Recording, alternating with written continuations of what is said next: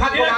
এই দেখো কবে থেকে আমি প্রধানের সুবাসিবার চাকরি নিয়েছি, কিন্তু কি হলো আমি যে দিনে সেই দিনে রয়ে গেলাম, আর তুমি যদি আসতে হয়ে গেলাম তাই না বন্ধু?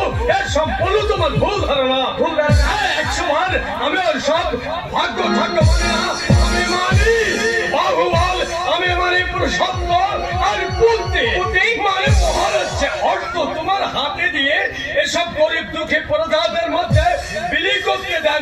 তার থেকে যদি অর্ধেক অর্থ তুমি তোমার জন্য শরীর রাখো তাহলে কি বলছো বন্ধু?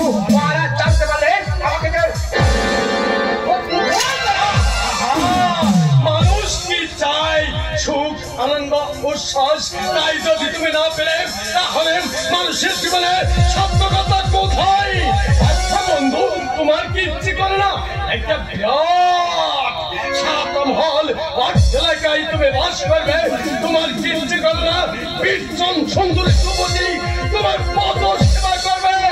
আচ্ছা বন্ধু, তোমার স্ত্রীর সারা দেহ অলঙ্কারে ঝলমল করবে। কি হলো? কি ভাবছি ধর্ম আর অধর্ম, এর মধ্যে আমি কোনটাকে গ্রহণ করবো? অধর্মকে চিন্তা করতে দাও বন্ধু, আমাকে একটু চিন্তা করতে দাও। চিন্তা করছো মহেন্দ্র? আগে বলা না, আমি তাদের সুখ দুঃখের চিন্তা করছিল মহারাজ। চিন্তা করো মহেন্দ্র, ভালো করে চিন্তা করো কিভাবে প্রজাদের দুঃখ দুর্দশা দূর করা যায়, কিভাবে প্রজাদের সুখে শান্তিতে রাখা যায়। আমার অমূল্যের স্বপ্ন অযোধ্যা নগরীকে একটা সর্বরাজ্য করে গড়ে তুলব, যেখানে থাকবে না অনাহার অন্নভাব, থাকবে না রোগ শোক জরা মৃত্যু, হবে না ফল মারণ, থাকবে না পুত্র সুখের জ্বালা, থাকবে শুধু শান্তি আর শান্তি। জানলে সত্য আমার সত্য হবে কি? মহারাজ, আমরা আপনার এই স্বপ্নকে সার্থক করে গড়ে তুলবো। প্রভু, আমি নিশ্চিন্ত পারছি না বিক্রম। মহারাজ, আমাদের কাছে কি কোনো শৈত্যের প্রকাশ পেয়েছেন? না বিক্রম দেব, তাহা নয়। আমি জানি আমার সেনাপতি মন্ত্রী থেকে আরম্ভ করে প্রত্যেকটা রাজ কর্মচারী অত্যন্ত বিশ্বস্ত, কর্তব্য সম্বন্ধে সচেতন। আমার চিন্তা করছেন কেন মহারাজ? চিন্তা করছি কেন মহেন্দ্র? এই এক বছর রাজ্যের মধ্যে যে অরাজকতা দেখা দিয়েছে, যে বিশৃঙ্খলতা সৃষ্টি হয়েছে, তা ছিল আমার স্বপ্নের অতীত। প্রতিনিয়ত রাজ সরকারের নানা প্রকার অভিযোগ আছে, তাই তো চিন্তায় আমার মাথায় পাহাড় চেপে বসেছে, চিন্তায় আমার চোখের ঘুম মুখের আহার করে নিয়েছে। হঠাৎ রাজ্যের মধ্যে বিশৃঙ্খলা দেখা দিয়েছে, শত দুদিন পর সব ঠিক হয়ে যাবে, তার জন্য আপনি এত উদালা হবেন না।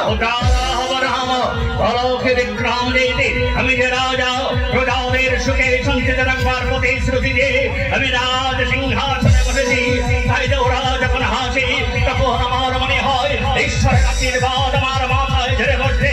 আবার ওরা যখন খাবে তখন আমার মনে হয় ওইসব প্রজারা শত সহস্র কণ্ঠে আমাকে অভিশাপ দিচ্ছে, আবার ধ্বংস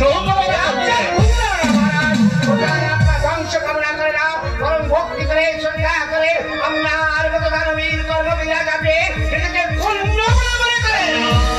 মহেন্দ্র, প্রজাদের এই ভক্তি শ্রদ্ধার উৎসাহ আমি শেষ পর্যন্ত রাখতে পারবো কি? নিশ্চয় পারবেন মহারাজ, আমি আপনার উপরে বিশ্বাস রাখি। আদেশ করুন মহারাজ। পশ্চিম সীমানা থেকে যেসব দুর্ভিক্ষ পীড়িত প্রজাদের দুঃসংবাদ তুমি এনেছ, তাদের সাহায্য করতে যাওয়ার জন্য প্রস্তুত হয়ে নাও। জাতি ধর্ম নির্বিশেষে সকলকে তুমি সমানভাবে সাহায্য করবে, তার জন্য যত অর্থ লাগে তুমি রাজকোষ থেকে আপনার অনুমতি ছাড়া মহারাজ। আমি অর্থ সচিবকে বলে দিয়েছি, তুমি তার কাছে গেলে তিনি তোমাকে অর্থ দিয়ে দেবেন।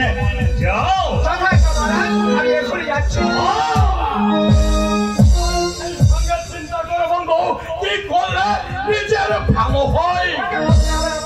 আমি চিন্তা করে দেখবো কোনটা করলে আমার ভালো হয়। আরে চিন্তা হলেন আমার হাত ধরে মুখ হয়েছে গেল। আজকে মহারাজ মহেন্দ্রকে আপনি খুব বিশ্বাস করেন, তাই না? বিক্রমদেব, আমি তোমাদের সকলকে সমানভাবে বিশ্বাস করি, তোমাদের সকলকে আমি সমান চোখে দেখি, কারণ আমি জানি তোমরাই হচ্ছে আমার এক একটা শক্তির স্তম্ভ, আমার দুর্দিনের বন্ধু, আমার সুদিনের সাথী। তোমাদের অবিশ্বাস করলে কি আমি রাজকার্য পরিচালনা করতে পারি? বিক্রমদেব,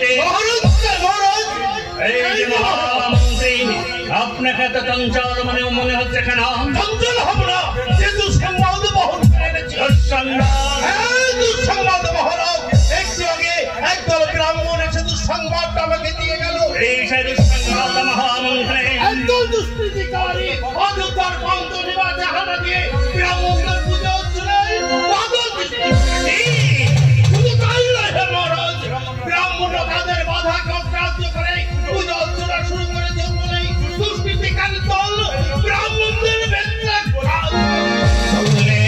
কি বললেন মহামন্ত্রী? আপনি কি বললেন?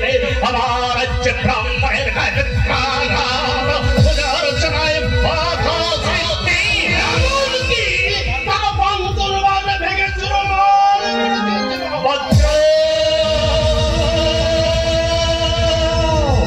এখনো তুমি নীরব, এখনো তুমি আমার কথা ভেঙে বলছো না। দেখো না বিক্রমদেব, বাইরে ঝড় হচ্ছে কিনা, বাইরে ভূমিকম্প হচ্ছে কিনা, প্রলয় যাওয়া উচ্ছ্বাসে অযোধ্যার রাজ প্রাসাদকে ভাসিয়ে নিয়ে যাবে কিনা। শান্ত হব, আমি শান্ত হব, এত বড় দুঃসংবাদ শোনার পর আমি শান্ত হব। বলতে পারো বিক্রমদেব, বলতে পারেন মহামন্ত্রী, আমি বেঁচে আছি নাকি মরে গেছি? আমি রাজা হরিশ্চন্দ্র নাকি